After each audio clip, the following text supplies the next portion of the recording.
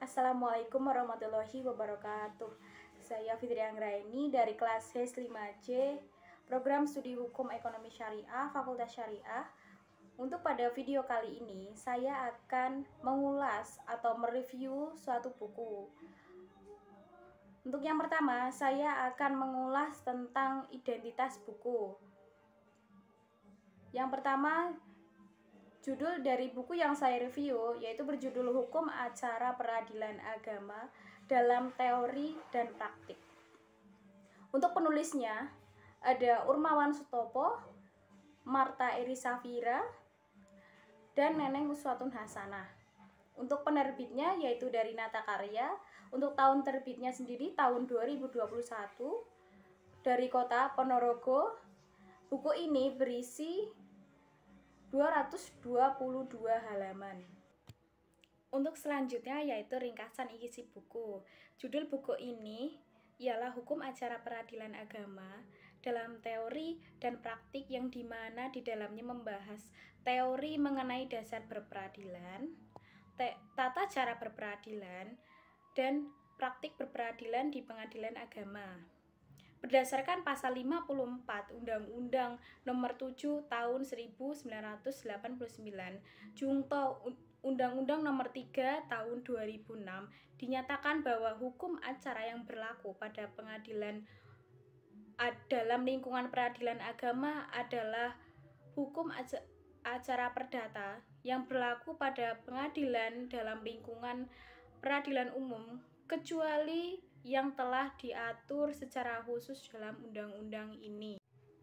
Hukum acara peradilan agama adalah peraturan yang mengatur bagaimana cara mentaatinya hukum perdata material dengan perantara hakim, atau bagaimana bertindak di muka pengadilan agama dan bagaimana cara hakim bertindak agar hukum itu berjalan sebagaimana mestinya. Karena itu hakim harus menguasai hukum acara atau hukum formal di samping hukum material. Karena menerapkan hukum material secara benar-benar, maka akan menghasilkan putusan yang adil dan benar. Adapun asas-asas dalam buku peradilan agama yang menjadi acuan dalam berperkara di pengadilan agama. Selanjutnya, dasar hukum yang digunakan dalam pengadilan agama. Yang pertama yaitu ada HIR, RBG, BRV, dan BW. Selanjutnya peraturan perundang-undangan, surat edaran Mahkamah Agung RI, dan peraturan Mahkamah Agung RI, jurisprudensi, dan lain sebagainya. Dalam perkara gugatan atau sengketa, suatu konflik yang harus diselesaikan yang diputus oleh pengadilan, sedangkan dalam permohonan tidak ada sengketa atau perselisihan, misalnya segenap ahli waris secara bersama-sama melakukan atau menghadap ke pengadilan untuk mendapatkan suatu penetapan perihal bagian masing-masing dari warisan almarhum, atau permohonan pengangkatan anak, dan perbaikan akta catatan sipil. Adapun mediator berfungsi sebagai mengubah pandangan egosentris masing-masing pihak menjadi pandangan yang mewakili bagi semua pihak, yang pada intinya di mana mediator itu bersifat netral, dan mediator bertugas dan berusaha mengubah pandangan parsial para pihak mengenai suatu permasalahan ke pandangan yang lebih universal atau umum, sehingga dapat diterima oleh kedua belah pihak. Dalam penyitaan, pada prinsipnya dapat diletakkan baik itu terhadap benda bergerak maupun benda yang tidak bergerak, guna menjamin pelaksanaan putusan. Adapun macam-macam sita, kata revindicatoir berasal dari refundisser, yang berarti meminta kembali miliknya. Sita revocatur adalah sita terhadap barang milik kreditur atau penggugat yang dikuasai oleh tergugat atau lawannya. Sedangkan sita marital dapat dimohonkan oleh suami atau istri dalam sengketa perceraian, pembagian harta perkawinan, pengamanan harta perkawinan. Surat gugatan atau permohonan yang telah dibuat dan ditangani itu diajukan ke Kepaniteraan Pengadilan Agama. Surat gugatan diajukan pada sub Kepaniteraan Gugatan, sedangkan permohonan pada sub Kepaniteraan Permohonan. Penggugat atau pemohon menghadap pada meja pertama yang akan menaksir biaya panjar perkara dan menulisnya pada surat kuasa untuk membayar atau SKUM. Dalam sesi jawab menjawab di muka persidangan pengadilan, pihak-pihak yang berperkara dapat mengemukakan peristiwa-peristiwa yang dapat dijadikan dasar untuk meneguhkan hak perdatanya ataupun untuk membantah hak perdata lain.